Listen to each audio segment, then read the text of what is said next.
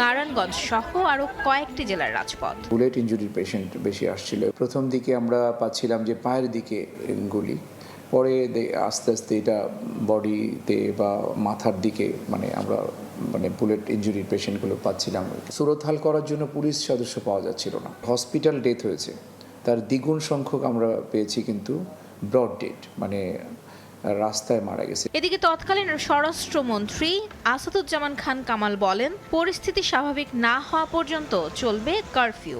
এই কারফিউ আমরা চালিয়ে যাচ্ছি এবং আপনাদের মাধ্যমে জানিয়ে যাচ্ছি যে আমরা সকাল 10টা পর্যন্ত যে এই কারফিউ আমরা বলবৎ রেখেছিলাম সেইটা আরও কিছুক্ষণ বাড়িয়ে আমরা 3টা পর্যন্ত, আগামীকাল 3টা পর্যন্ত কারফিউ বলবৎ থাকবে। 16 থেকে 20 জুলাই 4 দিনে পুলিশের গুলিতে প্রাণ হারান 1.5 শতাধিক মানুষ। টানা 4 দিনের রক্তক্ষরণ আর কারফিউর মধ্যেও 20 জুলাই এই রক্তক্ষয়ী দিনটি প্রমাণ করে বুলেটের চেয়েও তীব্র হতে পারে তারুণ্যের অধিকার আদায়ের লড়াই। শত প্রাণের বিনিময়ে সেদিন যে প্রতিরোধের দেয়াল গড়ে উঠেছিল, তাই পরবর্তীতে তৈরি করে এক নতুন বাংলাদেশের ভিত। মাইমুনা হায়দার চৌধুরী, সময় সংবাদ, ঢাকা। দেশে ফিরেছে বিশ্ব চ্যাম্পিয়ন স্পেন। স্থানীয় সময় দুপুরে নিউ ইয়র্ক থেকে স্পেনে জাতীয় দলকে বহনকারী বিমানটি অবতরণ করে মাদ্রিদের বারাহাস বিমানবন্দরে। বিমান থেকে শুরুতেই ট্রফি হাতে বের হয়ে আসেন অধিনায়ক রদ্রি, পরে একে একে আসেন কোচ এবং অন্যান্য সদস্যরা। এ সময় চ্যাম্পিয়ন লেখা বিশেষ জার্সি গায়ে পুরো দল একসঙ্গে গ্রুপ ফটো তোলেন। পরে স্থানীয় সময় বিকেলে চ্যাম্পিয়ন সদস্যরা দেখা করতে যান দেশটির রাজ পরিবারের সঙ্গে। সেখানে তাদেরকে গার্ড অব অনার দেন সমর্থকরা। পরে রাজা ষষ্ঠ ফিলিপ এবং তার পরিবারের সদস্যদের সঙ্গে আরেক দফা গ্রুপ ফটো তোলেন ফুটবলাররা। পুরো দলকে অভিনন্দন জানান তারা। এ সময় স্পেন জাতীয় দলের 3টি চ্যাম্পিয়ন জার্সি তুলে দেওয়া হয় রাজ পরিবারের সদস্যদের হাতে। মনক্লোয়া প্রাসাদ থেকে পরে ছাদ খোলা বাসে ট্রফি প্যারেডে অংশ নেন চ্যাম্পিয়নরা। লাখো সমর্থকদের ভিড় ঠেলে বিশ্ব চ্যাম্পিয়নদের নিয়ে যাওয়া হয় বিখ্যাত সেবেলেস স্কোয়ারে, যেখানে সমর্থকদের ভালোবাসায় সিক্ত হন রদ্রি ইয়ামাল তোরেসরা।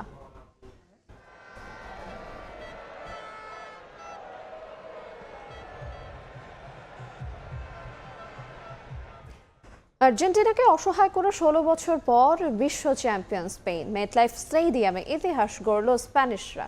অতিরিক্ত সময়ের রুদ্ধশ্বাস লড়াইয়ে ফেরান তোরাসের অবিস্মরণীয় গোলে দ্বিতীয়বারের মতো বিশ্বকাপ শিরোপা ঘরে তুলল স্পেন। সুপার সাবে বাজিমাত করলেন লুই দে লা ফুয়েন্তে। স্বপ্নভঙ্গের বেদনা সঙ্গী করে বিশ্বকাপ থেকে বিদায় নিলেন লিওনেল মেসি। যুক্তরাষ্ট্র থেকে এস এম ইকবালের ম্যাচ রিপোর্ট।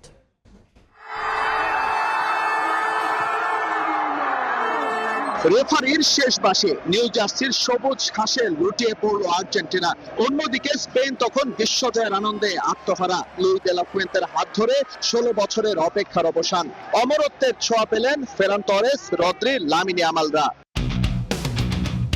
ফাইনালের ছোট্ট একটা প্রি শো শেষে মেসির কিক অফ শুরু হয়ে যায় দুদলের অমরত্বের লড়াই। আর্জেন্টিনা ছোট ছোট পাসে বল দখলের চেষ্টা করলেও দ্রুতই স্পেনের রিকভার। মাত্র 5 মিনিটেই হৃদয়ে কাঁপন ধরিয়ে দেয়া লামিন ইয়ামালের প্রচেষ্টা নিদারুণ দক্ষতায় বর্তমান চ্যাম্পিয়নদের রক্ষা করেন এমি মার্তিনেজ। হাড্ডাহাড্ডি লড়াইয়ের আভাস থাকলেও শিরোপার লড়াইয়ে স্পেনের স্পষ্ট আধিপত্য। ছোট ছোট পাসে গ্যাপ তৈরি করে আবারও তারা আক্রমণে যায় 17 মিনিটে। এবার লেফট উইং ধরে লামিনের প্রচেষ্টা, কিন্তু কাঙ্ক্ষিত স্ট্রাইকারকে খুঁজে নেওয়ার আগেই তা বাধা পায় এমির গ্লাভসে। এরপর 39 মিনিটে বিশ্বস্ত হাতে স্পেনের আরো একটা আক্রমণ রুখে দেন তিনি। পুরো প্রথমার্ধ জুড়েই চলতে থাকে স্পেনিয়ারদের আধিপত্য। 43 মিনিটে চমৎকার একটি সুযোগ তৈরি করেন কুকুরেয়া, কিন্তু তা অল্পের জন্য লক্ষ্যচ্যুত হয়। বিরতির পর আর্জেন্টিনার ভুলের সুযোগ নিয়ে গোলের শট নেয় স্পেন, কিন্তু তা রুখে দেন এমি। 55 মিনিটে স্পেনের আক্রমণ ক্লিয়ার করেন ওতামেন্ডি, এরপরই দলকে রক্ষা করেন মন্টিয়েল। 67 মিনিটে গোলের খুব কাছে চলে যায় স্পেন, তবে বদলে নামা ফেরান তোরেসের শট সরাসরি এমির গ্লাভসে চলে গেলে বঞ্চিত হয় লা রোহা। 81 মিনিটে দলকে আবারও রক্ষা করেন বাজ পাখি। এক্সট্রা টাইমে ম্যাচে চরম নাটকীয়তা। প্রথমবারের মতো স্পেনের পোস্টে শট রাখে আর্জেন্টিনা, সেটা রক্ষা করেন স্প্যানিয়ার্ড গোলি। কাউন্টার অ্যাটাকে দুর্দান্ত সুযোগ পেয়েও তা কাজে লাগাতে ব্যর্থ হন নিকো উইলিয়ামস। এরপরই লাল কার্ড দেখে মাঠ ছাড়েন এনজো ফার্নান্দেজ। তার চেয়েও নাটকীয় পরিবেশ তৈরি হয় অন্তিম মুহূর্তে স্পেন আর্জেন্টিনার বিপজ্জনক জায়গায় ফ্রি কিক পেলে। তবে এবারও ত্রাতা হয়ে লামিনের শট থেকে দলকে রক্ষা করেন এমি। 11 জন নিয়ে মাঠে নামলো, এদিন একাই লড়ে গেছেন এমি মার্টিনেজ। স্পেনের সামনে তিনি যেন হয়ে উঠেছিলেন দুর্ভেদ্য দেয়াল। তার আরো একটা দৃষ্টান্ত তিনি স্থাপন করেন নিকোর হেড থেকে। এর কিছুক্ষণ পর স্পেন আর্জেন্টিনার জাল খুঁজে পেলেও তা বাতিল হয় ফাউলের জন্য। এবারে বিশ্বকাপে যে দলগুলো ডুবেছে তাদের অধিকাংশই অতিরিক্ত রক্ষণাত্মক খেলার জন্য, আর্জেন্টিনাও তাই। এজন্য আর শেষ রক্ষা হয়নি তাদের। 106 মিনিট অবশেষে জাল খুঁজে পান ফেরান তোরেস। স্বপ্ন ফিকে হতে শুরু করে স্ক্যালোনি শিষ্যদের। নামের ফাইনাল হলেও নিউ জার্সিতে শুধু খেলেছে স্পেন। আর্জেন্টিনা যেন ছিল শুধু দর্শকের ভূমিকায়। পুরো ম্যাচে স্পেনের 20 শটের বিপরীতে আর্জেন্টিনার ছিল মাত্র 2টি, আর লক্ষ্যে একটিও নয়। যথেষ্ট যোগ্য দল হিসেবেই স্পেনের হাতে উঠল বিশ্বকাপের শিরোপা। ফাইনালে তারা যেভাবে পারফর্ম করেছে এর ব্যত্যয় ঘটলে হয়তোবা নষ্ট হতো ফাইনালের সৌন্দর্য। পক্ষান্তরে আর্জেন্টিনা যেন শুরু থেকেই ছিল ম্যাচটা এক্সট্রা টাইমে নিয়ে যাওয়ার লক্ষ্য নিয়ে।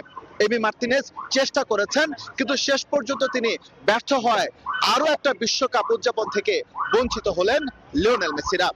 নিউ জার্সির মেটলাইফ স্টেডিয়াম থেকে এস.এম. ইকবাল, সময় সংবাদ, যুক্তরাষ্ট্র। দেখছেন রাত 11টার সময়, সঙ্গেই থাকুন। দেখছেন রাত 11টার সময়। এদের মামলায় বরখাস্ত সেনা কর্মকর্তা জিয়াউল আহসানের 9তলা ভবন নিয়ন্ত্রণে নিয়েছে দুদক। সোমবার পূর্বাঞ্চলের জলসিঁড়িতে অভিযান চালিয়ে বিপুল আর্থিক অসঙ্গতির তথ্য পায় সংস্থাটি।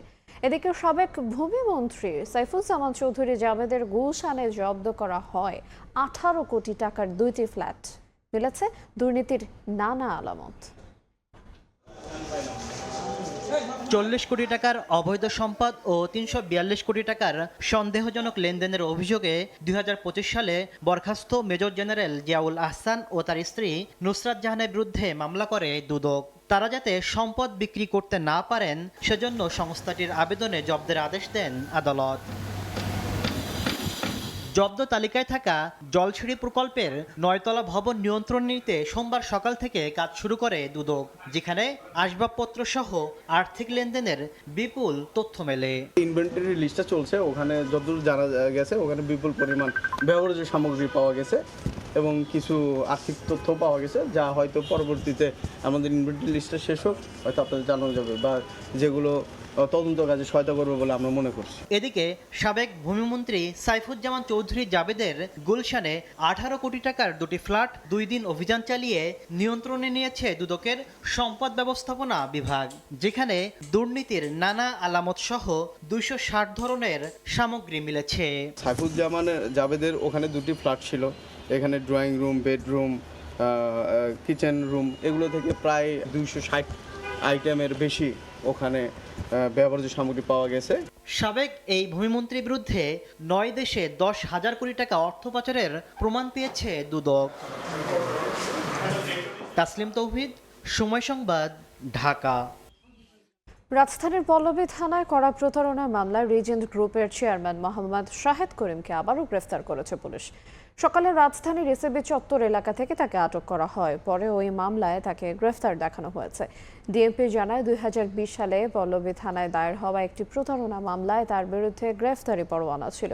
সেই মামলার ভিত্তিতেই তাকে গ্রেফতার দেখানো হয়েছে। এর আগে 2024 সালের সেপ্টেম্বরে একই মামলায় আদালত থেকে জামিন পান শাহেদ, তবে পরবর্তী আইনি প্রক্রিয়া জারি হওয়া পরোয়ানার ভিত্তিতে তাকে আবারও গ্রেফতার করা হয়েছে। করোনা মহামারীর সময় রিজেন্ট হাসপাতালকে ঘিরে আলোচিত নানা অভিযোগের পর একাধিক মামলায় গ্রেফতার হন শাহেদ। রোহিঙ্গা প্রত্যাবাসনে মিয়ানমারের উপর আন্তর্জাতিক চাপ বাড়াতে বিমস্টেক ভুক্ত দেশগুলোর আরও সক্রিয় ভূমিকার আহ্বান জানিয়েছেন পররাষ্ট্র প্রতিমন্ত্রী শামা ওবায়েদ ইসলাম। অন্যদিকে সার্কের সঙ্গে বিমস্টেকের তুলনা বিভ্রান্তিকর বলে মন্তব্য করেছেন জোটটির মহাসচিব ইন্দ্রমণি পাণ্ডে। রাজনৈতিক সমস্যার বাইরে থেকে বাস্তব ভিত্তিক সহযোগিতার মাধ্যমে বিমস্টেককে আরও গতিশীল প্ল্যাটফর্মের রূপ দেওয়ার কাজ চলছে বলেও জানান তিনি। দক্ষিণ ও দক্ষিণ পূর্ব এশিয়ার 7 দেশের আঞ্চলিক জোট বিমস্টেককে ঘিরে নতুন কূটনৈতিক গুরুত্ব বাড়ছে। 3 দশক পেরিয়ে সদস্য দেশগুলোর মধ্যে বাণিজ্য সম্প্রসারণ, মুক্ত বাণিজ্য চুক্তি দ্রুত চূড়ান্ত করা এবং রোহিঙ্গা সংকটের মতো আঞ্চলিক চ্যালেঞ্জ মোকাবেলায় কার্যকর সমন্বয়ই জোটটির সামনে বড় চ্যালেঞ্জ। সোমবার রাজধানীর ইস্কাটনে Bangladesh institute of international and strategic স্টাডিজের দিনের সেমিনারে বিমস্টেকের মহাসচিব বলেন, দুই সংস্থার উদ্দেশ্য ও কার্যক্রম ভিন্ন হওয়ায় সার্কের সঙ্গে বিমস্টেকের তুলনা বিভ্রান্তিকর। রাজনৈতিক জটিলতার বাইরে থেকে বাস্তবভিত্তিক সহযোগিতাকে অগ্রাধিকার দিয়ে সংস্থাটিকে আরও গতিশীল করার কাজ চলছে বলেও জানান তিনি। Comparison between BIMSTEC and SARC is misleading and misplaced, and it hurts the interest of BIMSTEC, and it's unfair to BIMSTEC to compare it with SARC. Please look at BIMSTEC as a independent entity, not in the context of SARC. আলোচনায় অংশ নেওয়া বিশেষজ্ঞরা বলেন, বিমস্টেককে কার্যকর করতে সদস্য রাষ্ট্রগুলোর রাজনৈতিক সদিচ্ছাই সবচেয়ে গুরুত্বপূর্ণ। Our discussion only focuses on about this infrastructure connectivity and about this security. So that's kind of a dilemma we are facing while we are talking about these 3 decades of BIMSTEC. The geographical reality of South Asia and the persistence of political and security problems. We may not like it, but these problems are there and they often time efforts for regional integration. প্রধান অতিথির বক্তব্যে পররাষ্ট্র প্রতিমন্ত্রী রোহিঙ্গা প্রত্যাবাসনে মিয়ানমারের উপর আন্তর্জাতিক চাপ বাড়াতে বিমস্টেকের সদস্য রাষ্ট্রগুলোর আরও সক্রিয় ভূমিকার আহ্বান জানিয়েছেন। Truly hope that the BIMSTEC framework, the international pressure needed for the safe and dignified repatriation of Rohingya refugees. Regional prosperity can only be sustained in an environment of peace, security and resilience. সার্ককে পুনর্জীবিত করতে বাংলাদেশ প্রতিশ্রুতিবদ্ধ জানিয়ে প্রতিমন্ত্রী বলেন, SAARC ও বিমস্টেককে প্রতিদ্বন্দ্বী নয়, বরং আঞ্চলিক সহযোগিতার পরিপূরক প্ল্যাটফর্ম হিসেবে দেখছে ঢাকা। শাতিলা শারমিন, সময় সংবাদ, ঢাকা। রাত 11টার সময় আরও থাকছে। যুক্তরাজ্যের নতুন প্রধানমন্ত্রী অ্যান্ডি বার্নহ্যাম দায়িত্ব নিয়ে জীবনযাত্রার ব্যয় কমানোর ঘোষণা। রাজা তৃতীয় চার্লসের সঙ্গে সাক্ষাৎ করলেন লেবার নেতা। আগস্টের শেষ বা সেপ্টেম্বরের শুরুতে শাহজালালের 3য় টার্মিনাল পরিচালনায় চুক্তি হতে পারে জাপানের সঙ্গে, এ কথা জানিয়েছেন বেবিচক চেয়ারম্যান। এদিকে সংস্থাটির কর্মকর্তা জানিয়েছেন, স্থল ও সমুদ্র সীমানা জুড়ে পরিচালিত হবে উড়োজাহাজের তথ্য শনাক্ত ও বিদেশি শিডিউল ফ্লাইটের চার্জ আদায় করতে পারছে সিভিল এভিয়েশন, যা প্রতি বছর 8% করে রাজস্ব বাড়াবে বলে জানিয়েছে কর্তৃপক্ষ। বাংলাদেশের আকাশ এখন শতভাগ নিয়ন্ত্রিত। উড়োজাহাজ পরিচালনা, মনিটরিং কিংবা সীমানা ব্যবহারে বিদেশি উড়োজাহাজের চার্জ আদায় সবই সম্ভব হচ্ছে শাহজালাল বিমানবন্দরে স্থাপিত এয়ার ট্রাফিক কন্ট্রোল এটিএম এর মাধ্যমে। এতে বেড়েছে রাজস্বের পরিমাণ। প্রতি বছর সর্বনিম্ন 8% হারে আয় বাড়বে বলে জানায় বেসামরিক বিমান চলাচল কর্তৃপক্ষ বেবিচক। সোমবার বেবিচক আয়োজিত কর্মশালায় এসব তথ্য তুলে ধরে সংস্থাটি। বাংলাদেশের এটিএম এর যত রুট আছে, যত সার্ভিসগুলি আছে, কোন বিমানবন্দর কয়টা পর্যন্ত খোলা থাকবে, কোন বিমানবন্দরের সাথে কি কি ফ্যাসিলিটি আছে, এয়ারপোর্ট থেকে কত দূরে, কোন রুটে এটাতে যাওয়া যাবে, কি কি এখানে রিপোর্টিং পয়েন্ট আছে, সব কিছু কিন্তু আমার এআইপিতে থাকে এবং এই এআইপিটা আমরা টাইম টু টাইম অ্যামেন্ডমেন্ট করি বা রিভাইজ করি। দিনব্যাপী কর্মশালায় নিরাপত্তা ইস্যুতে বেবিচক জানায়, সম্প্রতি যাত্রী ও উড়োজাহাজের জন্য ঝুঁকিপূর্ণ হয়ে দাঁড়িয়েছে ড্রোন পরিচালনা। সুরক্ষায় গুরুত্ব দিয়ে শাহজালাল বিমানবন্দরের জন্য এবছরই কেনা হবে anti drone system. We are going strictly to the active measure now, যে এন্টি ড্রোন, আপনি ড্রোন উড়ালে আপনার ড্রোনটা আমরা শুট করে ফেলে দেব। সমাপনী আয়োজনে 3য় টার্মিনাল নিয়ে বেবিচক চেয়ারম্যান বলেন, আগস্টের শেষ বা সেপ্টেম্বরের শুরুতে জাপানের সঙ্গে চুক্তি হতে পারে। চালু হলে প্রাথমিক পর্যায়ে 25% ফ্লাইট পরিচালনা হবে 3য় টার্মিনালে। আগস্টের শেষে অথবা সেপ্টেম্বরের প্রথম সপ্তাহে আমি আশা করছি চুক্তিটা হবে। চুক্তিটা হয়ে গেলে তখন আমাদের যেটা প্ল্যান, 3rd টার্মিনালটা 16 ডিসেম্বর যদি উদ্বোধন হয়, উদ্বোধন পরবর্তীকালীন সময়ে এটা কখনো অপারেশন বন্ধ করা যাবে না। যত রকম বিমান এখানে চলাফেরা করে তার 25% অথবা 20% বিমান আমরা প্রথমে শুরু করতে পারবো। তথ্য বিভ্রাট যেন এভিয়েশন শিল্পের ওপর নেতিবাচক প্রভাব না ফেলে সে বিষয়ে গণমাধ্যম কর্মীদের দায়িত্বশীল হওয়ার আহ্বান জানায় বেবিচক। MS আরিফিন, সময় সংবাদ, ঢাকা। উজানের ঢলে পানির স্রোতে শেরপুর ভেঙে পড়ল ব্রিজ। জীবিত উদ্ধার করা হয়েছে শিশুসহ 3 জনকে। বৃষ্টি ও ঢলে লালমনিরহাটে বাড়ছে তিস্তার পানি, পৌঁছেছে বিপদসীমার কাছাকাছি। পরিস্থিতি সামাল দিতে খুলে দেওয়া হয়েছে ব্যারাজের 44টি জলকপাট। নদী তীরবর্তী এলাকার মানুষ আতঙ্কে দিন কাটাচ্ছেন। এদিকে দেশের উত্তর ও মধ্যাঞ্চলে অতি ভারী বৃষ্টির পূর্বাভাস দিয়েছে আবহাওয়া অধিদপ্তর। পাহাড়ি ঢলে পানির তোড়ে ভেঙে গেছে বেইলি ব্রিজ। সোমবার দুপুরে 2 শিশুসহ 3 জনকে নিয়ে ভেঙে পড়ে শেরপুরের চেল্লাখালী নদীর দক্ষিণ সন্ন্যাসী ভিটা নয়াপাড়ার ব্রিজটি। এ সময় তারা সাঁতরে তীরে ওঠার চেষ্টা করে, স্থানীয়রা পরে তাদের উদ্ধার করে। মেঘালয়ের ভারী বর্ষণে নেত্রকোনায় বাড়ছে বিভিন্ন নদ নদীর পানি। ভোরে কলমাকান্দা সীমান্তের গজারমারি এলাকায় পানি ঢুকে একটি বিদ্যালয়ের একাংশ ভেঙে যায়। সোমেশ্বরী শাখার উবদাখালী ডাকবাংলো পয়েন্টেও পানি বেড়েছে।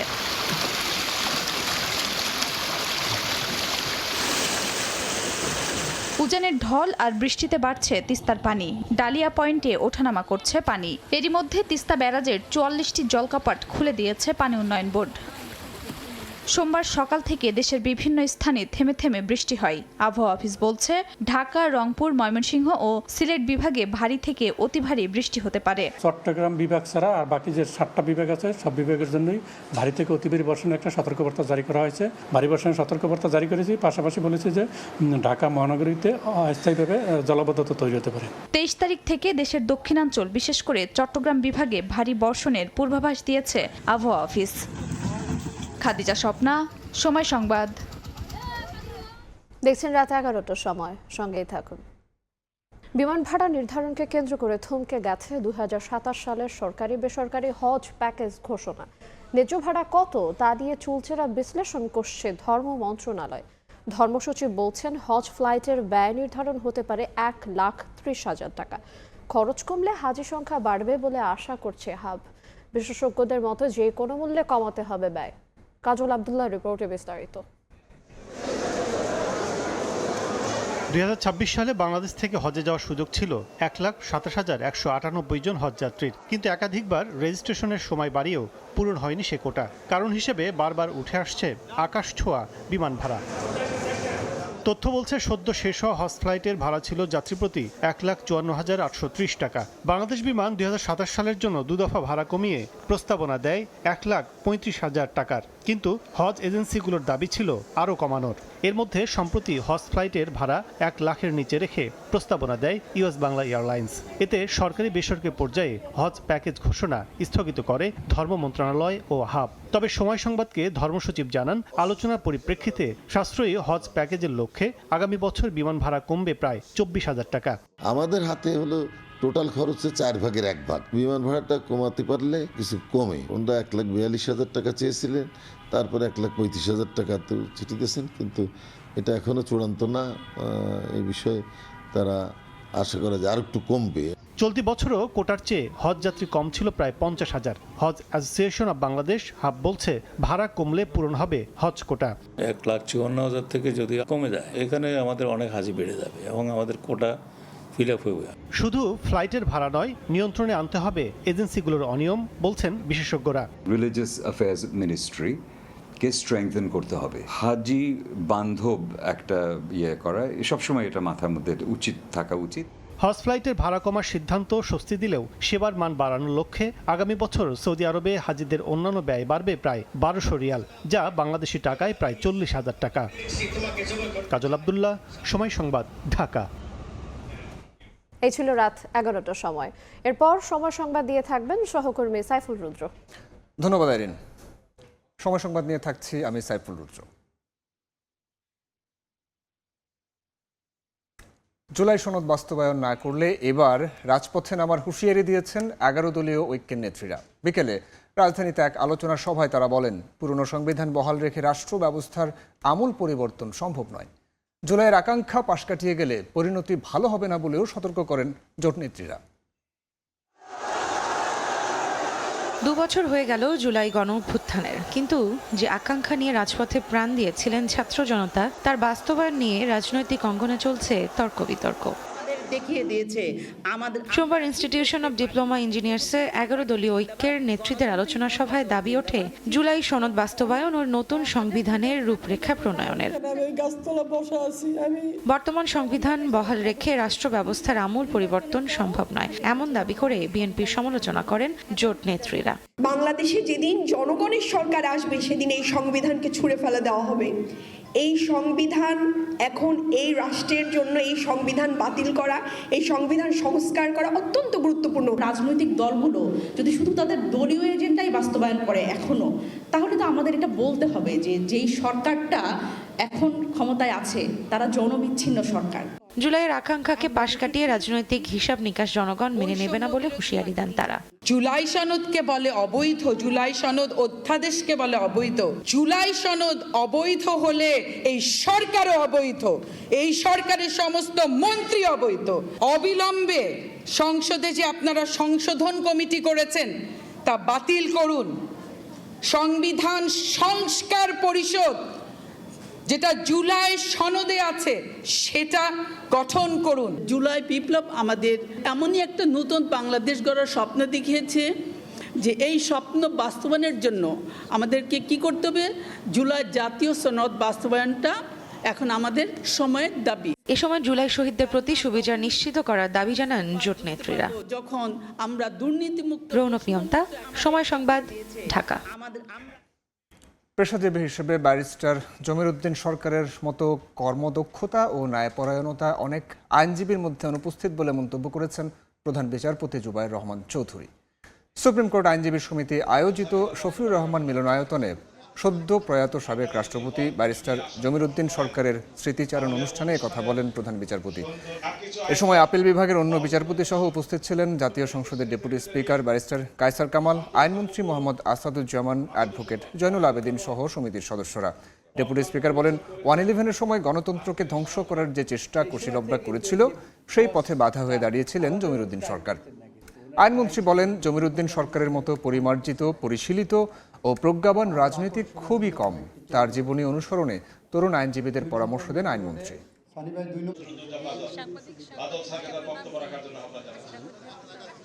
আপনারা যদি হল রুমে গিয়ে আসন গ্রহণ করেন তাহলে অনুষ্ঠানের সৌন্দর্য কিছু আয়োজন হলগুলোতে।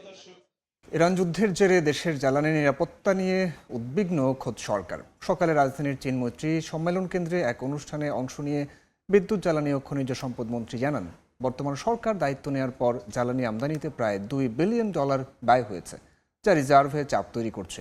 আগামী দিনে কোন দিকে যাবে পরিস্থিতি তাও অজানা। এ অবস্থায় নবায়নযোগ্য জ্বালানিতে জোর দিচ্ছে সরকার। ইরানের সঙ্গে যুক্তরাষ্ট্র ইসরায়েলের সংঘাত থামতে না থামতেই ফের পূর্ণমাত্রায় যুদ্ধ শুরুর শঙ্কা বাড়ছে। এর ফলে আবারও অস্থির হয়ে উঠেছে বৈশ্বিক জ্বালানি খাত। এতে বিপাকে বাংলাদেশ সহ আমদানি নির্ভর দেশগুলো। সোমবার রাজধানীর চীন মৈত্রী সম্মেলন কেন্দ্রে ন্যাশনাল ডেভেলপমেন্ট প্রোগ্রামের অনুষ্ঠানে বিদ্যুৎ, জ্বালানি ও খনিজ সম্পদ মন্ত্রী জানান, বর্তমান সরকার দায়িত্ব নেওয়ার পর থেকে জ্বালানি আমদানিতে প্রায় $2 বিলিয়ন ব্যয় হয়েছে। এর ফলে চাপ পড়ছে রিজার্ভে। আগামী দিন নিয়ে শঙ্কা জানিয়ে মন্ত্রী আরো বলেন, এমন বাস্তবতায় নবায়নযোগ্য জ্বালানি সমাধান। ফসিল ফুয়েল দিয়ে কেনাও কঠিন হয়ে গেছে। আমরা দায়িত্বভার গ্রহণ করার পরে in 2 months I had to spend $2 billion to import petrol and other thing. তো এটা তো একটা যে কোনো একটা দেশের জন্য তার রিজার্ভের উপর একটা বিরাট প্রেশার। এ সময় ইকবাল হাসান মাহমুদ টুকু অভিযোগ করেন, বিগত সরকার সমুদ্র জয় করলেও সামুদ্রিক জ্বালানি সম্পদ আহরণে উল্লেখযোগ্য কোনো অগ্রগতি করতে পারেনি, অথচ প্রতিবেশী দেশগুলো এ খাতে অনেক দূরে গিয়েছে। তিনি বলেন, সমাজ কল্যাণমুখী রাষ্ট্র গঠনে নবায়নযোগ্য জ্বালানিতে উন্নয়ন সহযোগীদের আরও বিনিয়োগ ও সহযোগিতা প্রয়োজন। গত 17 বছর আমরা সমুদ্র বিজয় করেছি, আমরা দেখেছি আনন্দ মিছিল দেখেছি, আলোকসজ্জা দেখেছি, কিন্তু সমুদ্রের পানি রয়ে গেছে, পানির মধ্যে কিছু আনতে পারিনি আমরা, ইভেন মাছও আনতে পারিনি আমরা। কিন্তু আশেপাশে যাদের সাথে নাকি আমরা বিজয় করেছি তারা গ্যাস বের করে, গ্যাস পাইপলাইন করে অলরেডি বার্মা, চায়নাতে পাঠাচ্ছে, আর ইন্ডিয়া গ্যাস করে তারা নিয়ে চলে যাচ্ছে। মন্ত্রী জানান, দেশে 10,000 মেগাওয়াট সক্ষমতার সৌর বিদ্যুৎ কেন্দ্র স্থাপনের কাজ এগিয়ে নেওয়া হচ্ছে। 10,000 মেগাওয়াটের এনার্জি ইম্পোর্ট বন্ধ হবে। দিন মোহাম্মদ সাব্বির, সময় সংবাদ, ঢাকা। তরুণ প্রজন্মই আগামী দিনের উন্নয়নের প্রধান চালিকা শক্তি হবে বলে মন্তব্য করেছেন শ্রম ও কর্মসংস্থান মন্ত্রী। দেশের তৈরি পোশাক ও বস্ত্রশিল্পের ভবিষ্যৎ নেতৃত্ব প্রযুক্তি, কৃত্রিম বুদ্ধিমত্তা, উদ্ভাবন ও টেকসই উন্নয়নকে কেন্দ্র করে রাজধানীর রেডিসন ব্লু ওয়াটার গার্ডেন হোটেলে দুদিনব্যাপী বায়লা ফিউচার সামিট 2026-এর উদ্বোধনী অনুষ্ঠানে প্রধান অতিথির বক্তব্যে শ্রম ও কর্মসংস্থান মন্ত্রী আরিফুল হক চৌধুরী একথা বলেন।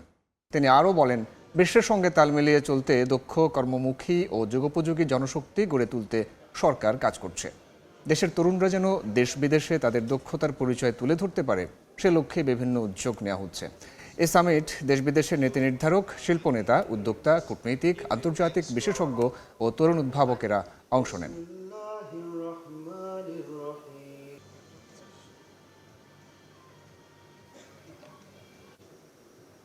মাননীয় প্রধানমন্ত্রী তারেক রহমানের নেতৃত্বে বর্তমান সরকার তরুণদের দক্ষতা উন্নয়ন, কর্মসংস্থানের সুযোগ বৃদ্ধি এবং উদ্যোক্তা তৈরির মাধ্যমে একটি নতুন সম্ভাবনাময় বাংলাদেশ গড়ে তুলতে কাজ করছে। আমরা বিশ্বাস করি দেশের তরুণ প্রজন্মই হবে আগামী দিনের উন্নয়নের প্রধান চালিকা শক্তি। উত্তরাঞ্চলের চা শিল্পের টেকসই উন্নয়নে কার্যকর পদক্ষেপ গ্রহণ করবে বাংলাদেশ চা বোর্ড। দুপুরে পঞ্চগড়ে জেলা প্রশাসন ও চা শিল্পের জড়িতদের সঙ্গে মতবিনিময় সভায় কথা বলেন বাংলাদেশ চা বোর্ডের chairman major general Mezbauddin Ahmed. ক্ষুদ্র চাষিদের সহায়তা অব্যাহত রেখে চায়ের উৎপাদন ও গুণগত মান আরও বাড়ানোর উপর গুরুত্ব আরোপ করেন তিনি। চা বোর্ডের চেয়ারম্যান আরও জানান, 2016 সালের চা আইন সময় উপযোগী করতে ইতিমধ্যে প্রস্তুত করা হয়েছে নতুন আইনের খসড়া, শিগগিরই পাঠানো হবে মন্ত্রণালয়ে।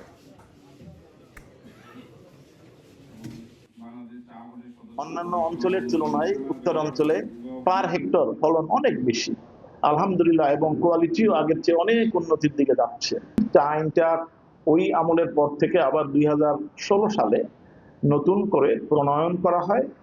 ইতিমধ্যেই 10 বছর অতিক্রম হওয়ার সাথে সাথেই আমরা সেটা আবার কারেক্ট করার পদক্ষেপ গ্রহণ করেছি। আমরা অলরেডি খসড়া প্রস্তুত করেছি, এটা আমরা সচিবালয়ে মন্ত্রণালয়ে প্রেরণ করব। আবার নতুন করে ইনশাআল্লাহ চা আইন 2026 অথবা 27 তৈরি হবে। কক্সবাজারের 50টির বেশি পাহাড়ে ঝুঁকি নিয়ে বাস করছেন কয়েক লাখ মানুষ। সম্প্রতি ভারী বৃষ্টিতে পাহাড় ধসে প্রাণ গেছে 22 জনের, গেল 18 বছরের মৃত্যু 312 জনের। পরিবেশবিদরা বলছেন, ভূমিদস্যু চক্রের কারণে বন্ধ হচ্ছে না পাহাড় কাটা। পুনর্বাসনের উদ্যোগের অভাবে সরছেন না ঝুঁকিপূর্ণ বাসিন্দারা। প্রশাসন বলছে, পাহাড়ে বসবাসকারীদের পুনর্বাসনে কাজ করছে সরকার। বুলবুল রেজার রিপোর্ট, ক্যামেরায় ছিলেন ওমর ফারুক। কক্সবাজার সদরের দরিয়ানগর বড়ছড়া এলাকা। 7 জুলাই অতিবৃষ্টিতে বসতবাড়ির উপর ধসে পড়ে পাহাড়ের মাটি। ঘটনাস্থলে মৃত্যু হয় এক গৃহবধূর। আহত অবস্থায় উদ্ধার করা হয় তার স্বামী ও 2 সন্তানকে। পাহাড়টিতে তাদের মতোই ঝুঁকি নিয়ে বাস করছেন লক্ষাধিক মানুষ। আতিকে আসম্বিন মাঝে আট গরি হরি উন সিঁড়ি একুবারে মেড়ির তলে আর জামাই আর ফুতুনির জামাই আর ফুতুনি মেড়ির তলে একুবারে যাবা দিগি। পাশে দক্ষিণ কলাতলি শুকনাছড়ি পাহাড়। এখানে বসবাস অন্তত 400 পরিবারের। ভারী বৃষ্টিতে পাহাড় ধস হয়েছে এখানেও। ঘুমোতে পারি নাই, গাছ পরি মানে সেট গিয়ে ঘর, মানে বেশি কষ্ট ছিলাম। পাহাড় ভাঙার পরেও এই জায়গার মালিক পাহাড় কুন্দি এ পাশে ডেং করতেছে। স্থানীয়দের দাবি, 1996 সালে কক্সবাজারের সুগন্ধা পয়েন্টের করাচিপাড়া থেকে উচ্ছেদ করে তাদের এই পাহাড়ে পুনর্বাসন করা হয়। এরপর থেকেই জীবনের ঝুঁকি নিয়ে বসবাস করছেন তারা। আগে ছিলাম করাচিপাড়া নামের ওই সমুদ্র সৈকতে, আমাদের ওইখান থেকে উচ্ছেদ করে এখানে আইনা পুনর্বাসন করছে। ওই হিসাবে আমরা এখানে আছি, খুব কষ্টে আছি। আমাদেরকে সরকার এখানে নিয়ে এসে তো ঝুঁকিপূর্ণ তো আমাদের বসবাস করে দিয়ে গেছে। রাস্তাঘাট ভাঙা, উঠতে পারি না, পরে যাই, হাত পা ভাঙে যায়। পাহাড় কেটে এখানে তৈরি করা হয়েছে চলাচলের রাস্তা, তৈরি করা হয়েছে পাকা বাড়িও। বৃষ্টি হলেই বাড়ে আতঙ্ক। বর্ষা শুরু হলেই পাহাড়ের ঝুঁকিতে থাকা লোকজনকে সরিয়ে নেয়ার তোড়জোড় শুরু হয়। বৃষ্টি থেমে গেলে পরিস্থিতি আগের মতোই হয়ে যায়। শুরু হয় পাহাড় নিধন ও অবৈধ বসতি নির্মাণ। পাহাড় ধসে মৃত্যুর ঘটনা ঘটলে প্রশাসন তৎপর হয়, উচ্ছেদ হয় কিছু অবৈধ স্থাপনা। তবে পরিস্থিতি পাল্টায় না। পরিবেশবিদরা বলছেন, পাহাড় কাটায় ভূগর্ভস্থ পানির স্তর অনেক নিচে নামায় কক্সবাজারের সামনে ভয়াবহ বিপদ। লক্ষ লক্ষ পর্যটক প্রতিদিন যে পরিমাণ পানি তারা ব্যবহার করছে, সে পানিটা কোথা থেকে আসছে সেটা আমরা কেউ প্রশ্ন করছি না। 1 বালতি পানি প্রাকৃতিকভাবে সৃষ্টি হতে 10 বছর সময় লাগে, আর একটি মাঝারি আকারের পাহাড় 60 টন পানি ধরে রাখে। প্রাকৃতিক এই পানির ইকোসিস্টেমটা তৈরি করে পাহাড়। কিন্তু পাহাড়টাই যদি না থাকে আমার ভূগর্ভের পানির লেয়ারটা আস্তে আস্তে ডেস্ট্রয় হয়ে যাবে। পৃথিবীতে অনেক নগর সভ্যতা ধ্বংস হয়ে গেছে শুধু বিশুদ্ধ পানির অভাবে। কক্সবাজার শহরে 3 ভাগের 2 ভাগ এলাকা আপনার এখন ভূগর্ভের পানি লবণাক্ত হয়ে গেছে। পুলিশ বলছে পাহাড় কাটার তথ্য পেলেই চালানো হয় অভিযান, তবে এই সমস্যা রাতারাতি সমাধান সম্ভব নয়, দরকার সমন্বিত উদ্যোগ। এত বিরান এলাকায় এত এলোমেলোভাবে ছড়ানো ঘরগুলো যে আপনি হয়তো মার্কিং করে গুনতেও পারবো না যে কয়টা ঘর হয়েছে। চোখের আড়ালে এমন অনেক ঘর আছে যেটা পাহাড় ধসে মারা যাচ্ছে, পরে আমরা জানতে পারতেছি।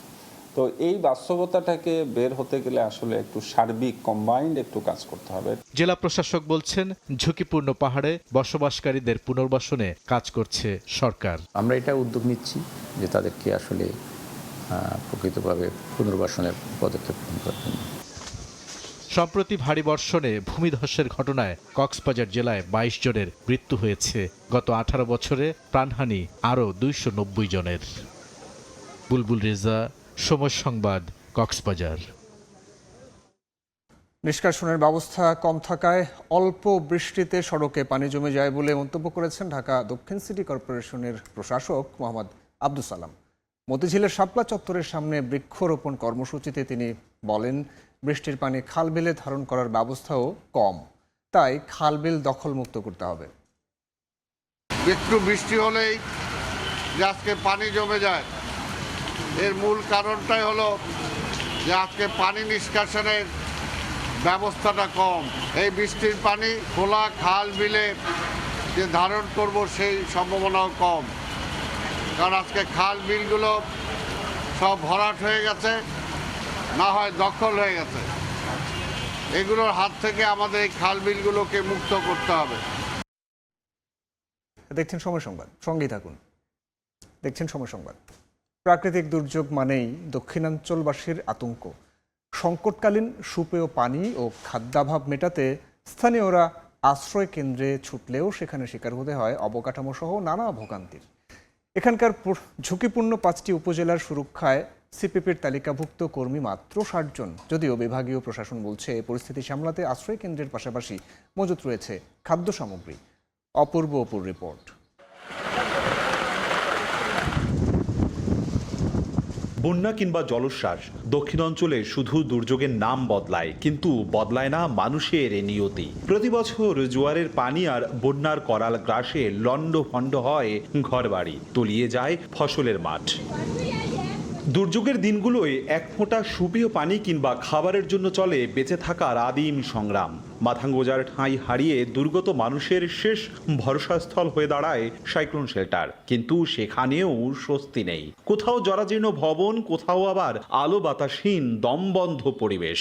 বন্যা যে সময় পানি বাড়ি গেলে আমরা ঘরে ঘর নামতেই পারি না, ঘরের ভিতরে ঝা লাগে, গরু বছর আমরা ঘরে উঠেই রাখি। এই তোমার পানি বাইঙ্গে বাড়িতে যাওয়া লাগে, ঘরে ওঠা লাগে, কিন্তু বাড়িও তলাই যায়। সরকারি কোনো সহযোগিতাও পাইতেছি না, বা একটা কোনো সাইকেলের শোনো নাই যে এই জায়গায় যাই উঠবো। তারা আসিয়া মাইকিং করিয়া তারপর তারা চলে যায়, সবাইকে আশ্রয় স্থানে থাকার কথা বলে আর কি। সর্বস্তরের জনগণকে নিরাপদ স্থানে থাকার জন্য দুর্যোগের আগাম বার্তা পৌঁছানো কিংবা উদ্ধার কাজে উপকূলের সবচেয়ে বড় শক্তি ঘূর্ণিঝড় প্রস্তুতি কর্মসূচি সিপিপি। দুর্যোগ ও ত্রাণ মন্ত্রণালয়ের তথ্যমতে বিভাগে প্রায় 33,000 স্বেচ্ছাসেবক থাকলেও সবচেয়ে কম বরিশাল জেলায়। নদীবেষ্টিত 5টি ঝুঁকিপূর্ণ উপজেলার কয়েক লাখ মানুষের জন্য সিপিপির নিবন্ধিত স্বেচ্ছাসেবক মাত্র 60 জন।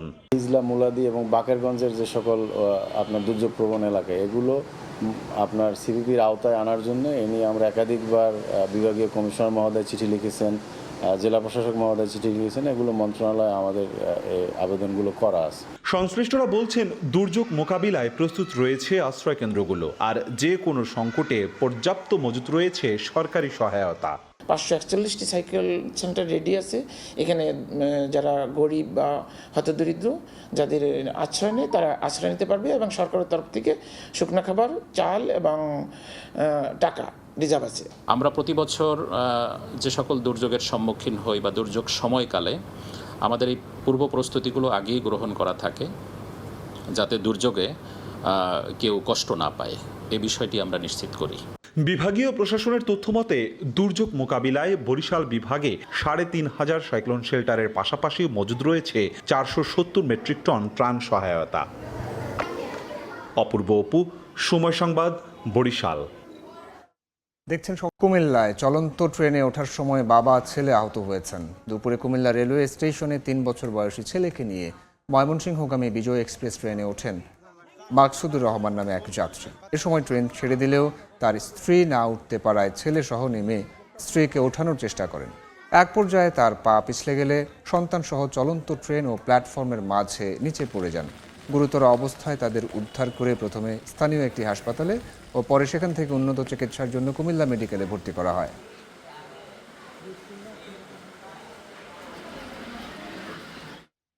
রাষ্ট্রায়ত্ত 44টি প্রতিষ্ঠান বেসরকারি খাতে লিজ দেওয়ার সরকারি সিদ্ধান্তের প্রতিবাদে জয়পুরহাটে চিনিকলে বিক্ষোভ সমাবেশ অনুষ্ঠিত হয়েছে। দুপুরে বাংলাদেশ চিনি শিল্প কর্পোরেশন শ্রমিক কর্মচারী ফেডারেশনের ঘোষিত কর্মসূচির অংশ হিসেবে এই সমাবেশের আয়োজন করে জেলা চিনিকল শ্রমিক কর্মচারী ইউনিয়ন। এ সময় বক্তারা বলেন, রাষ্ট্রায়ত্ত শিল্প প্রতিষ্ঠান লিজ দেওয়ার সিদ্ধান্ত শ্রমিক কর্মচারীদের চাকরির নিরাপত্তা ও দেশের শিল্প খাতের জন্য হুমকি। অবিলম্বে এই সিদ্ধান্ত প্রত্যাহার এবং শিল্প প্রতিষ্ঠানগুলোকে আধুনিকায়নের মাধ্যমে উৎপাদনমুখী করার দাবি জানান। দাবি বাস্তবায়ন না হলে কেন্দ্রীয় কর্মসূচির অংশ হিসেবে আরও কঠোর আন্দোলনের হুঁশিয়ারিও দেন শ্রমিক নেতারা।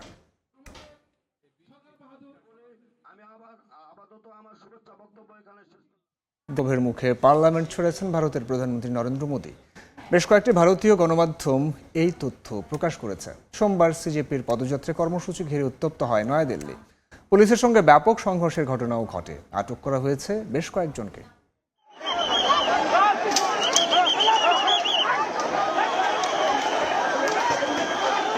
লাঠিচার্জ, ধস্তাধস্তি আর আটক, এমন উত্তেজনার মধ্যেই শুরু হয় ভারতের দিল্লিতে ককরোচ জনতা পার্টির পার্লামেন্ট অভিমুখে পদযাত্রার কর্মসূচি। সোমবার পার্লামেন্ট ভবনের দিকে মিছিল নিয়ে এগোতে চাইলে পুলিশ ব্যারিকেড দিয়ে আন্দোলনকারীদের পথ আটকে দেয়। এক পর্যায়ে সিজিপির সদস্যদের ছত্রভঙ্গ করতে লাঠিচার্জ করে নিরাপত্তা বাহিনী।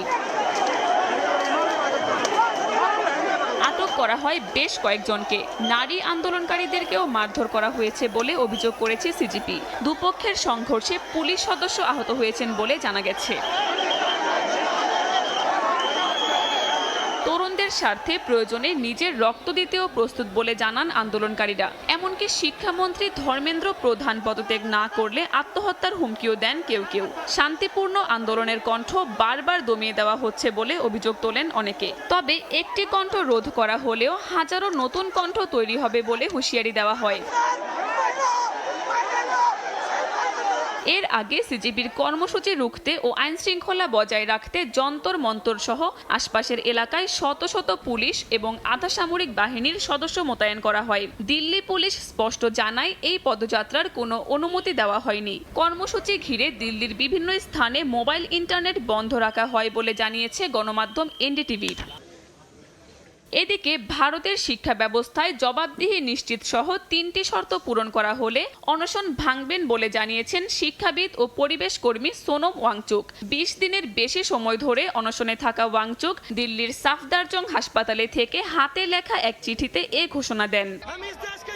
সামাজিক যোগাযোগ মাধ্যমে শুরু হওয়া ব্যঙ্গাত্মক উদ্যোগ থেকে জন্ম নেওয়া ককরোচ আন্দোলন এখন ভারতের তরুণদের বড় একটি প্রতিবাদে রূপ নিয়েছে। নিট পরীক্ষায় অনিয়ম, প্রশ্ন ফাঁস, উচ্চ বেকারত্ব ও কর্মসংস্থানের সংকটকে সামনে এনে আন্দোলনটি দ্রুত জনপ্রিয়তা পেয়েছে। অনশনরত পরিবেশ কর্মী সোনম ওয়াংচুককে হাসপাতালে নেওয়ার পর আন্দোলনে আরও গতি আসে। বিশ্লেষকদের মতে প্রধানমন্ত্রী নরেন্দ্র মোদীর 3য় মেয়াদে এটি এখন পর্যন্ত সবচেয়ে বড় জনবিক্ষোভে পরিণত হয়েছে। কাকুলি আখতার, সময় সংবাদ। যুক্তরাজ্যের প্রধানমন্ত্রী হিসেবে দায়িত্ব নিলেন লেবার নেতা অ্যান্ডি বার্নহ্যাম। 56 বছর বয়সী বার্নহ্যাম কিয়ার স্টারমারের স্থলাভিষিক্ত হয়েছেন। সোমবার 10 নম্বর ডাউনিং স্ট্রিটে প্রথম ভাষণে জীবনযাত্রার ব্যয় কমানোর উপর গুরুত্ব দেন তিনি। এর আগে বাকিংহাম প্যালেসে রাজা 3য় চার্লসের সঙ্গে সাক্ষাৎ করে সরকার গঠনের অনুমতি নেন বার্নহ্যাম। প্রায় 1 দশক ধরে গ্রেটার ম্যানচেস্টারের মেয়র হিসেবে দায়িত্ব পালন করেন তিনি। এরপর দেশটির প্রধানমন্ত্রী হয়েছেন। এদিন আনুষ্ঠানিকভাবে পদত্যাগ করেন কিয়ার স্টারমার। অ্যান্ডি বার্নহ্যামের প্রতি নিজের পূর্ণ সমর্থন ব্যক্ত করেন তিনি। That it weakened our security arrangements, and will she now confirm that we are when facing major charges raises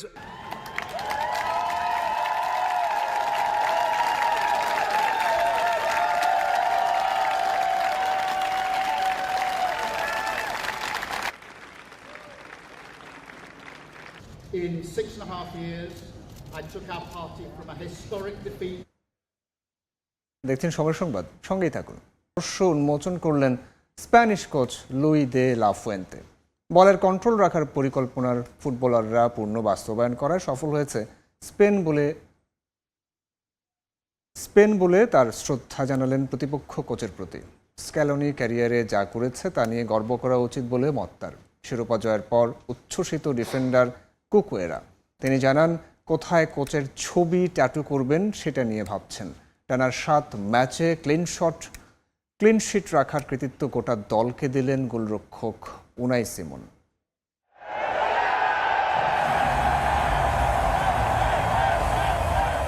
new ইয়র্কের মেটলাইফে 16 বছরের অপেক্ষার সমাপ্তি। শিরোপা নিয়ে ফাইনালের শহর ছেড়েছে স্পেন। উচ্ছ্বাস উন্মাদনায় ভাসছেন ফুটবলাররা। কোচ হিসেবে অমরত্ব পেয়েছেন লুই দে লা ফুয়েন্তে। ইউরোর পর বিশ্বকাপ শিরোপা ঘরে তুললেন এই স্প্যানিশ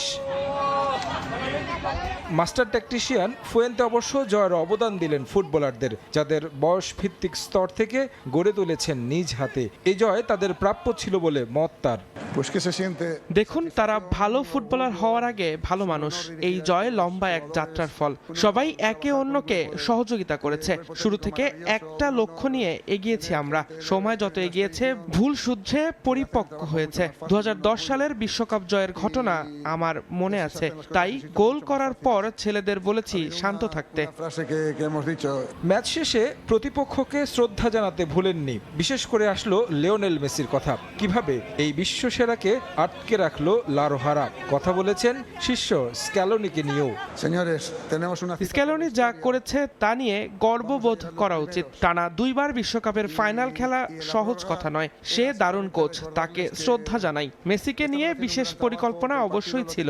সে এমন ফুটবলার যে কোনো মুহূর্তে ম্যাচের পরিস্থিতি পাল্টে দিতে পারে। আমরা সব সময় চেয়েছি বলের কন্ট্রোল রেখে মেসিকে আটকে রাখতে। ছেলেদের ধন্যবাদ, তারা সঠিকভাবে করতে পেরেছে। অতিরিক্ত সময়ে বলেছিলাম সবকিছু আমাদের নিয়ন্ত্রণে আছে, এভাবে খেলাটা চালিয়ে যেতে।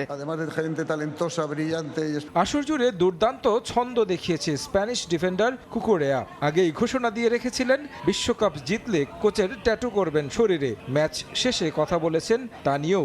7 ম্যাচে দলকে ক্লিনশিট রেখেছেন উনাই সিমন, জিতেছেন গোল্ডেন বুটও। তবে কৃতিত্ব দিলেন গোটা দলকে। আর পেদ্রো পোরো এখনো ভাসছেন স্বপ্নে। এটা অবিশ্বাস্য। আমরা যা করেছি আমাদের পরিশ্রমের ফল। হ্যাঁ, কোচের ট্যাটু করব বলেছি, তবে এখনো ভাবিনি কোথায় ট্যাটু করব। একটু বিশ্রাম নিয়ে ভাবতে চাই কোথায় করা যায়। এটা দারুণ বিষয় যে 7 ম্যাচে ক্লিন শিট রাখা, মাত্র একটি গোল হজম করা। তবে এই কৃতিত্ব আমার একার নয়, গোটা দল দারুণ খেলায় গোল্ডেন গ্লাভস জেতা সম্ভব হয়েছে। এক যুগেরও বেশি সময়ের অপেক্ষার অবসান ঘটিয়ে শিরোপা জিতে আত্মহারা স্প্যানিশ ফুটবলাররা। এই পথে স্পেনের ফুটবল আরও বহুদূর যাবে বলে প্রত্যাশা তাদের। তারেক হাসান শিমুল, সময় সংবাদ। ফাইনাল হারের পর সংবাদ সম্মেলনে আবেগ আপ্লুত হয়ে পড়েন লিওনেল স্ক্যালোনি। কান্না বিজড়িত কণ্ঠে বলেন, নিজের দল নিয়ে গর্বিত তিনি। আর্জেন্টিনাকে বিশ্বকাপ ও কোপা আমেরিকা জেতানো কোচ ইঙ্গিত দেন ডিসেম্বরের পরই ছাড়তে পারেন গুরু দায়িত্ব। যদিও লিওনেল মেসির ভবিষ্যৎ নিয়ে ধোঁয়াশা রেখেছেন আলবিসেলেস্তে কোচ। যুক্তরাষ্ট্র থেকে সাজিদ মুস্তাহিদের রিপোর্ট।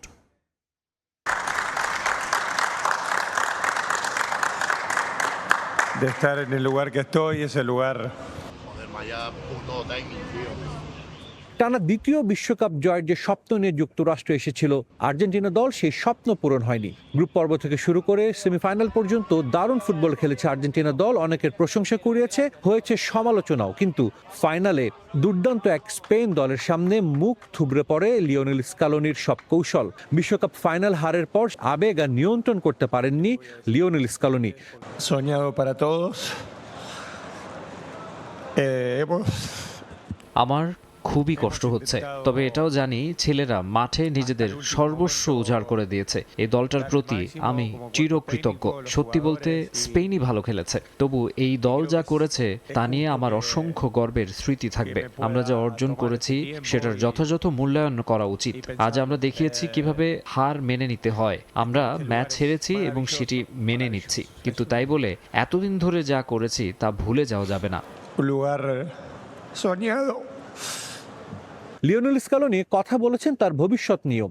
স্কালোনির সাথে এফ এর চুক্তি রয়েছে চলতি বছরের ডিসেম্বর পর্যন্ত। সেই ডিসেম্বর পর্যন্ত তিনি আর্জেন্টিনা দলের কোচের দায়িত্ব পালন করবেন বলে নিশ্চয়তা দিয়েছেন। তবে এরপর তার ভবিষ্যৎ নিয়ে কিন্তু তিনি কোনো সিদ্ধান্ত জানাননি। আর্জেন্টিনা ফুটবল অ্যাসোসিয়েশনের সভাপতি চিকি তাপিয়ার সঙ্গে বৈঠক করতে চান লিওনেল স্কালোনি এবং eরপরই তিনি সিদ্ধান্ত নেবেন ভবিষ্যতে তিনি আর্জেন্টিনা দলের কোচ থাকবেন কিনা সরে যাবেন। En mi vida pensé que pensamos todos los chicos del cuerpo técnico. লিওর সঙ্গে তার বিষয়ে এখনো কথা হয়নি। আমার বিষয়টা নিয়ে আমি সভাপতির সঙ্গে কথা বলবো। আমি কি করতে চাই সে বিষয়ে একটা ধারণা আছে। আপাতত চুক্তির মেয়াদ পূরণ করব, তারপর দেখা যাবে। একটু সময় নিয়ে ভাবতে হবে। Volver a resetearse, volver a formar un grupo como este.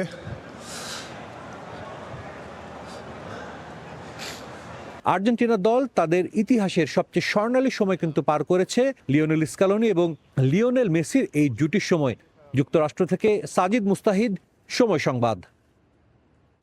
হেরে যাওয়ার পর মাঠে দুই স্প্যানিশ ফুটবলারের গায়ে হাত তোলেন আর্জেন্টিনার ফুটবলার পারদেস। এ নিয়ে বিশ্বজুড়ে শুরু হয়েছে সমালোচনার ঝড়। যদিও ভক্ত সমর্থকরা বলছেন ম্যাচ হেরে গিয়ে আবেগ ধরে রাখতে না পেরেই এই কাণ্ড ঘটিয়েছে পারদেস। শুধু মাঠের খেলোয়াড়দের মধ্যেই না, ক্ষোভ আবেগের বহিঃপ্রকাশ দেখা গেছে বুয়েন্স আইরেসের রাস্তায়ও। কেউ বলছে ডার্টি ফুটবল, আবার কেউ বলছে ডিসগ্রেসফুল। ম্যাচের শেষ বাঁশি বাজার পরেই মাঠের আগ্রাসী আর্জেন্টাইন ফুটবলার লিয়ান্দ্রো পারেদেস রীতিমতো তেড়ে গিয়ে আক্রমণ করেন স্পেনের দুই ফুটবলারকে।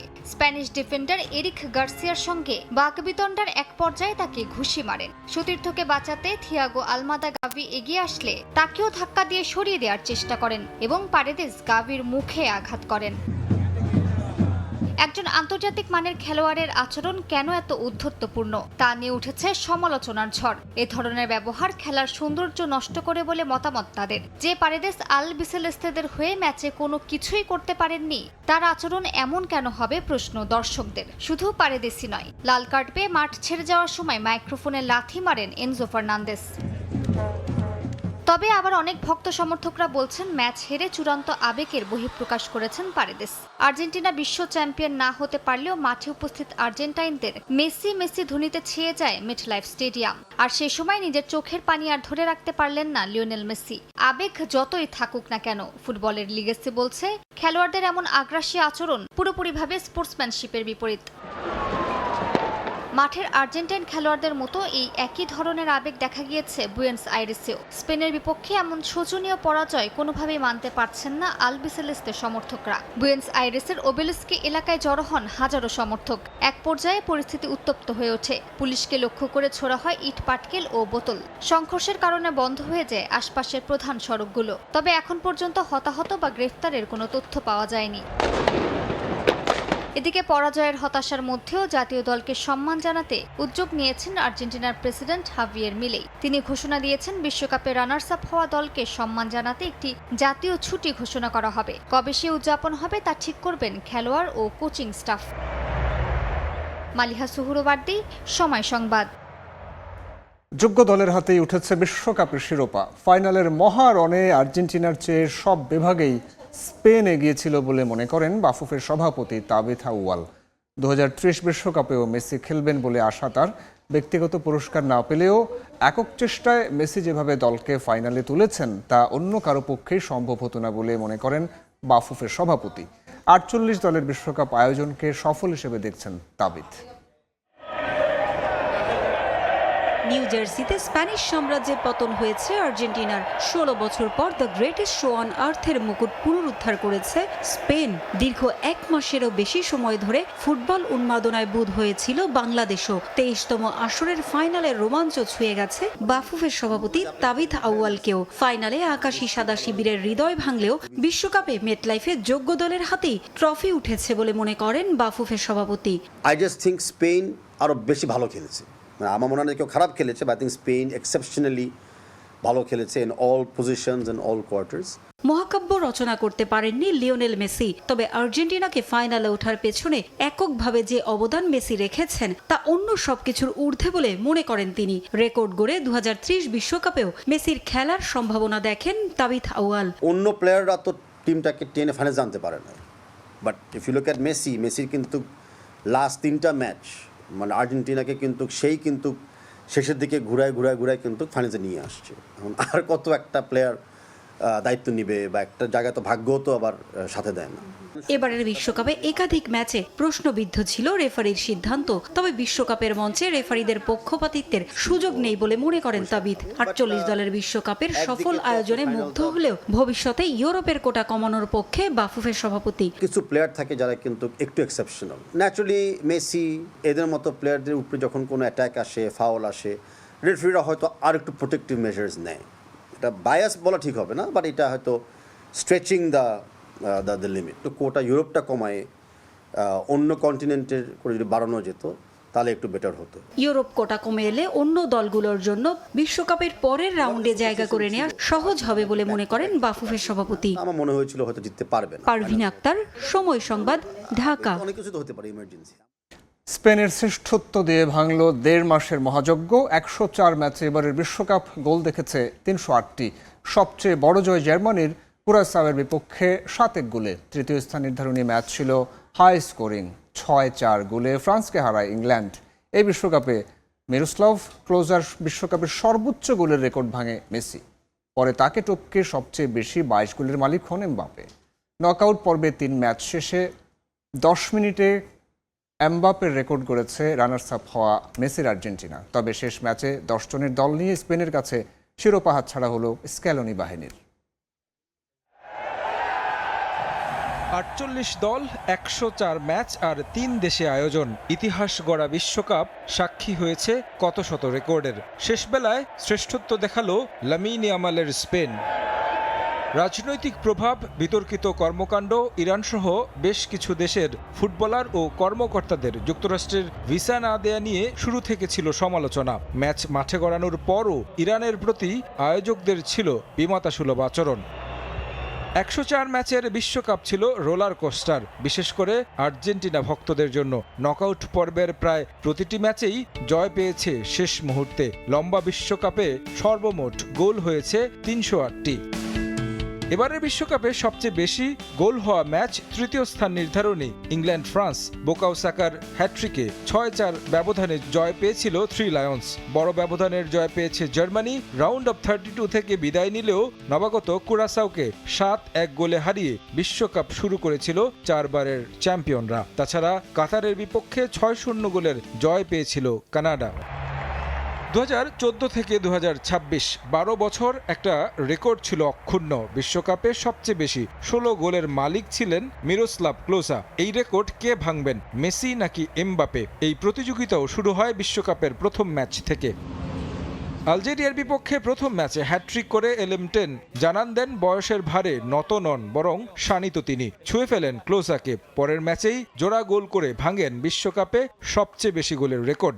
একসময় 21 গোল করে বিশ্বকাপেই সবচেয়ে বেশি গোলের মালিক বনে যান। তবে সেই রেকর্ড হাতছাড়া হয় কিলিয়ান এমবাপের কাছে। তৃতীয় স্থান নির্ধারণী ম্যাচে জোড়া গোল করে বিশ্বকাপে সবচেয়ে বেশি 22 গোলের রেকর্ড গড়ে বিদায় নেন ফরাসি তারকা।